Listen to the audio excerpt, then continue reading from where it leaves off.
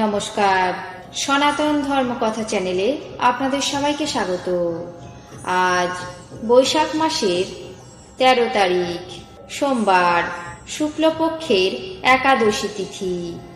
মহাভারতের সভা পর্বের ৩০তম অধ্যায়ের অন্তিম অংশ শুরু করব। নারায়ণং নমস্কৃত্য নরং চৈব নরোত্তমং দেবীং সরস্বতীং ব্যাসাং ততো জয়মুদীরয়েৎ। ঋষি বৈশম্পায়ন বললেন, মহারাজ, যিনি এইভাবে অগ্নির মন্ত্র উচ্চারণ করে হোম করে থাকেন তিনি সম্পত্তিশালী, দান্ত এবং সর্বপাপ থেকে বিমুক্ত হন। অগ্নির স্তুতি করে সহদেব তার কাছে প্রার্থনা করলেন, হে ভগবান, হে হব্যবাহন, আপনি এই যজ্ঞে কোনো বিঘ্ন সম্পাদন করবেন না। এইভাবে প্রার্থনার শেষে তিনি ভূমিতে কুশ বিস্তীর্ণ করে বিধিপূর্বক অগ্নিদেবের সামনে উপবেশন করলেন। যেমন মহাসাগর তীরের ভূমি অতিক্রম করে না, তেমনি অগ্নিদেবের ভয়ে ভীত এবং উদ্বিগ্ন সৈন্যগণও অগ্নির সামনে আসীন নরদেব সহদেবকে অতিক্রম করলেন না। তারপর অগ্নি অতি মন্দ গমনে প্রণত সহদেবের সামনে উপস্থিত হয়ে সান্ত্বনা দিয়ে বললেন, হে কুরুনন্দন, ওঠো। তোমার এবং তোমার ধর্মরাজ যুধিষ্ঠিরের অভিপ্রায় সম্যকভাবে জেনেছি। যতদিন পর্যন্ত এই নীল রাজার বংশে কোনো বংশধর রাজা থাকবেন, সেই পর্যন্ত আমি এই নগরী রক্ষা করব। এখন তোমার যেমন মনের ইচ্ছা তা সফল হবে। এই কথা শোনা মাত্র মাদ্রীপুত্র সহদেব আনন্দিত মনে উঠে কৃতাঞ্জলি পুটে নমস্কার করে বহ্নির পূজা করলেন।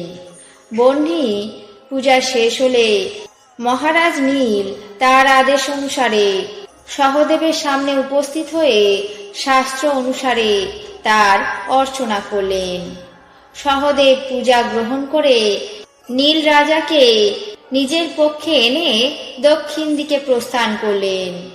সহদেব প্রভূত পরাক্রমশালী ত্রৈপুর রক্ষককে নিজের দেশে স্থাপন করে পৌরবেশ্বরকে বল প্রয়োগ করে নিজের বশীভূত করে রাখলেন। তারপর দৃঢ় সংগ্রামে সুরাষ্ট্রাধিপতি কৌশিকাচার্য আকৃতিকে নিজের বশে আনলেন।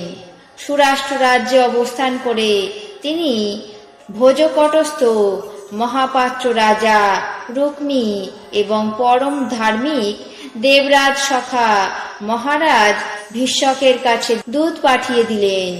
ভীষ্মক এবং তার পুত্র উভয়েই সহদেবের শাসন শিরোধার্য করলেন।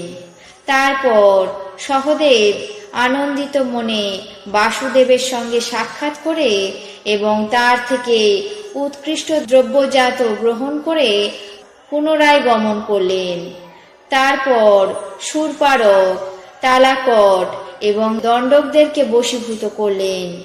সাগর দ্বীপবাসী এবং ম্লেচ্ছজনী সম্ভূত ভূপতি, নিষাদ, রাক্ষস, কর্ণ, প্রাবরণ, নররাক্ষস জনিজ, কালমুখ, কোলগিরি, সুরভিপট্টন, তাম্রাক্ষ, দ্বীপ, রামক, পর্বত এবং তিমিঙ্গিল বশীভূত করে একপাদ পুরুষ বনবাসী কেরক, সঞ্জয়ন্তী নগরী এবং করহাটক এই সমস্ত কিছু দূতের দ্বারা বশীভূত করে কর সংগ্রহ করলেন। পরে পাণ্ডব, দ্রাবিড়, ওড্র, কেরল, অন্ধ্র, তালবন, কলিঙ্গ, উষ্ট্র, কণিক, রমণীয়া, পাটবী নগরী, জবনপুর দূতের দ্বারা নিজেদের বশীভূত করলেন। তারপর সহদেব সমুদ্রের কচ্ছ দেশে অবস্থান করে পুলস্থ পুত্র মহাত্মা বিভীষণের কাছে দূত পাঠালেন। বিভীষণ প্রীতিপূর্বক তার শাসন শিরোধার্য করে বিবিধ রত্ন, কর, অগুরু, চন্দন কাষ্ঠ, দিব্য আভরণ, বসন, মহামূল্য মণি পাঠিয়ে দিলেন। এইভাবে ধীমান সহদেব বল সান্ত্বনাবাদের দ্বারা এবং বিজয় দ্বারা পার্থিবদেরকে রক্ষা করে বশীভূত করে প্রত্যাগমন করলেন এবং ধর্মরাজ যুধিষ্ঠিরকে জয়লাভের সমস্ত দ্রব্য সমর্পণ করে পরম সুখে বাস করতে লাগলেন। আজ মহাভারতের সভা পর্বের 30তম অধ্যায়ে অন্তিম অংশ এখানেই শেষ করছি। বাকি অংশ আগামী পর্বে পাঠ করে শোনাবো। এখন জেনে নেব আজকের দিনের 12টি রাশির রাশিফল। মেষ, পারিবারিক শান্তি। বৃষ, মনোবাঞ্ছা পূরণ। মিথুন, চঞ্চলতা বৃদ্ধি। কর্কট, ভোগ বিলাস। সিংহ, গৌরব বৃদ্ধি। কন্যা, সঙ্গীতে সুখ্যাতি। তুলা, হঠাৎ প্রাপ্তি। বৃশ্চিক, রাজভোগ। ধনু, প্রাপ্য অর্থ আদায়। মকর, নানাবিধ সমস্যা। কুম্ভ, মানসিক তৃপ্তি।